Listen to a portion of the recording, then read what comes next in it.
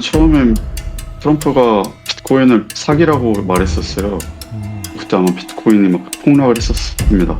동맹국들한테 약간 배신을 하는 행위가 돼요.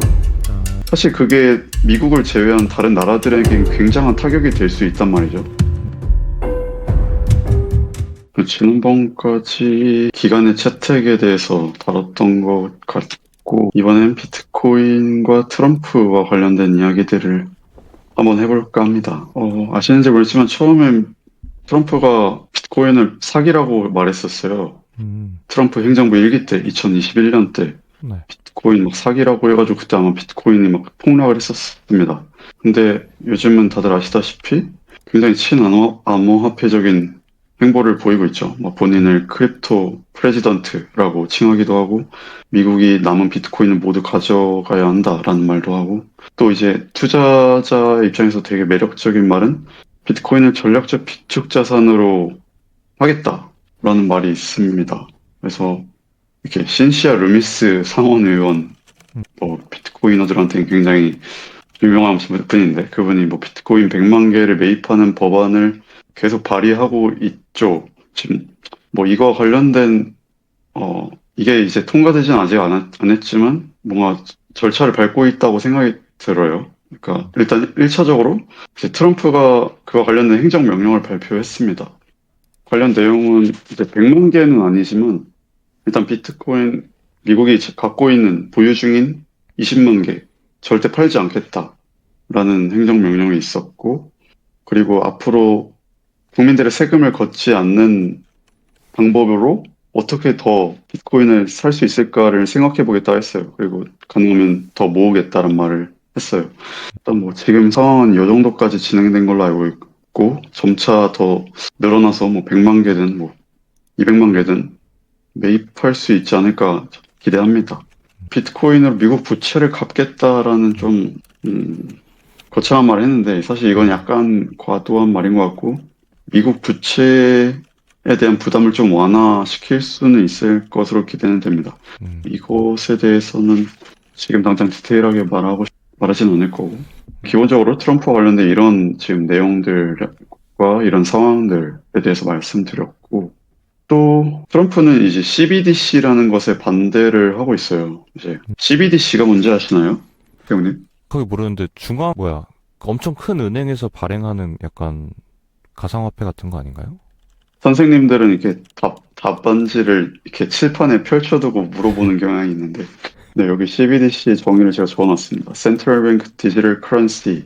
CBDC. CBDC. CBDC는 중앙은행이 만든 디지털 화폐이고, 뭐, 대충 개요를 말씀드리면 다음 같은 장점들이 있어요. 뭐, 금융 정책을 되게 효율적으로 할 수 있죠. 예를 들어, 금리 조절 같은 걸 막, 그냥 코드를 조금 바꾸면 그게 바로 적용돼서, 뭐, 국민들이 바로 그걸 적용받을 수 있도록 할 수 있을 테고, 또 우리 코로나 시절에 지원금 많이 줬잖아요, 국가에서. 우리는 네. 별로 못 받았지만, 뭐, 그 상인들한테 많이 줬던 걸로 기억하는데, 음, 그런 것들을 훨씬 더 쉽게 줄 수 있죠. 상인이라고 등록돼 있는 분들께 그냥 그분들의 CBDC 암호화폐 지갑에 그냥 이렇게 쏴버리면 되니까 그러니까 엄청나게 효율적으로 금융 정책들을 시행할 수 있습니다. 그리고 뭐 세금 같은 거 탈세 문제도 엄격하게 단속할 수 있죠. 왜냐하면 그게 장점이다 단점인데 CBDC는 알다시피 그 암호화폐에는 모든 게 정보가 투명하잖아요. 거래 음, 내역을 모두가 볼 수 있고 공유하고 네. 때문에 거래한 거를 국가가 다 조회할 수 있어요. 오직 국가만이 사실 조회할 수 있죠. 일반인들은 그 정보를 갖고 있지 않을 테니까. 그러니까 음, CBDC는 뭐 말이 암호화폐이지 비트코인과는 상당히 다릅니다. 그 비트코인은 완전히 투명하고 모두가 정보를 공유하고 있는 반면 CBDC는 투명하지만 정보는 국가만이 가지고 있다. 센트럴, 중앙만 가지고 있다. 중앙은행만. 또 그런 장점이 있지만 그게 곧 단점이죠. 프라이버시가 보장이 안 되니까 솔직히 우리 같은 청렴한 개인들은 사실 크게 상관없죠. 우리가 막뭐 아동 성매매 영상을 밀매하는 사람들도 아니고 마약 밀매하는 사람도 아니고 근데 세상엔 참 여러 가지 사람들이 있지 않습니까? 네. 범죄 집단도 있고 근데 그들이 또 정치권과 많이 연루되어 있다는 거는 뭐 사실 잘 알려진 사실이고 굉장히 힘이 있는 단체들이 있고 음, 그들이 이런 걸 별로 좋아하지 않죠. 그리고 CBDC가 만약 활성화되면 시중은행이 타격을 입을 수 있어요. 그러니까 CBDC는 이 중앙은행이라고 하는 집단과 우리 개인, 각각의 개인을 직접적으로 연결하는 하나의 매개물이 될 거란 말이죠. 근데 우리는 지금 누구랑 거래하고 있나요? 우리는 보통 뭐 국민은행이나 기업은행 이런 시중은행들과 사실 거래를 하고 있단 말이죠. 중앙은행이라 하는 존재는 이런 시중은행들의 은행입니다. 그런 기능만 지금 하고 있는데 이 중앙은행이 이제 개인을 모두 다 또 고객으로 삼는다면 시중은행들의 사업에 강한 타격을 입겠죠. 그와 연쇄적인 작용으로 많은 사업에 타격이 될 수 있을 테고요. 그래서 사실 트럼프는 이런 프라이버시라는 단점을 내세우면서 나는 CBDC에 반대한다. 이런 말을 하지만 약간 본질적인 이유는 딴 데 있다고 하는 해석도 있습니다. 부채 문제를 또 언급할 수 있는데 어떤 맥락이냐면 네, 기본적으로 트럼프는 이제 CBDC에 반대하고 민간이 직접 만든 달러 스테이블 코인을 선호하고 있어요. 이 달러 스테이블 코인에 대해서도 할 말이 정말 많지만 일단 간략하게 하고 넘어가겠습니다. 음, 왜 달러 스테이블 코인을 선호하냐? 미국 부채 문제를 간접적으로 해소할 수 있는 방법으로 떠오르고 있는데, 이게 뭔 말이냐면, 지금 약간 달러의 위상이 조금은 점차 이렇게 내려가고 있어요. 왜냐하면 미국 부채가 너무 많고, 상대적으로 중국이나 다른 나라의 영향력이 좀 커지고 있으니까, 특히나 미국 부채 문제가 진짜 심각하게 여겨지고 있는데, 음, 만약 달러 스테이블 코인이라는 게 이제 나온다면, 전 세계 모든 사람들이 달러 스테이블 코인을 사용하려 하겠죠. 지금은 우리가 달러를 직접 사용해서 얻는 큰 메리트가 없어요. 왜냐하면 한국 돈을 달러로 바꾸는 그 과정에서도 뭐 수수료가 들고 기타 그런 모든 과정에서 수수료가 드니까 달러 스테이블 코인은 진짜 암호화폐이기 때문에 그런 수수료가 굉장히 거의 없다시피 하고 개인이 모두가 쉽게 접근할 수 있고 하기 때문에 개인이 쓰기 굉장히 용이합니다. 실제로 지금 동대문 시장이나 무역에서 이미 달러 스테이블 코인의 비중이 굉장히 많이 늘어나고 있다고 해요. 음, 그런 게 왜 미국의 부채 문제를 간접적으로 해소해 주냐면 어찌건 달러 스테이블 코인을 사람들이 쓰면서 달러를 산다는 거죠. 어떻게 보면 달러를 사고 사는 거기 때문에 미국으로 다시 그 돈이 흘러 들어가고 그리고 민간 달러 스테이블 코인을 발행하는 그 회사들이 자 다시 우리가 만약 달러 스테이블 코인을 구매해요. 그러면 음, 달러 스테이블 코인을 만드는 그 회사들이 있을 거 아니에요. 대표적으로 뭐 테더라는 회사가 있죠. 네.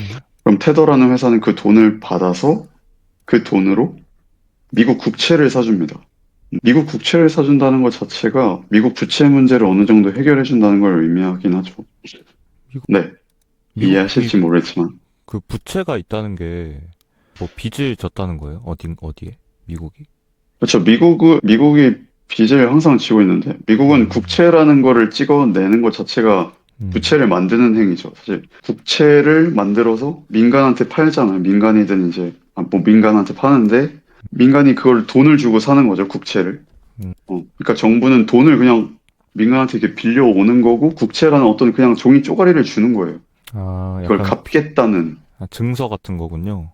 그렇죠. 그러니까 국채를 발행한다는 것 자체가 부채를 만드는 행위인데 음, 그런 요즘은 미국 국채를 사주는 주체들이 많이 줄어들었었거든요. 특히 중국이나 기타 국가들이 많이 사줬었는데 네. 일본이나 요새는 중국이 미국을 배신하고 뭐 배신이라고 하긴 좀 그렇지만 아무튼 라이벌 관계로 해가지고 미국 국채 잘 안 사주고 있고 하다 보니까 이 수요가 좀 부족하단 말이죠. 국채 수요가. 음, 그런데 이 달러 스테이블 코인을 발행하는 회사들이 국채의 적극적인 매입자로 떠오르고 있어요.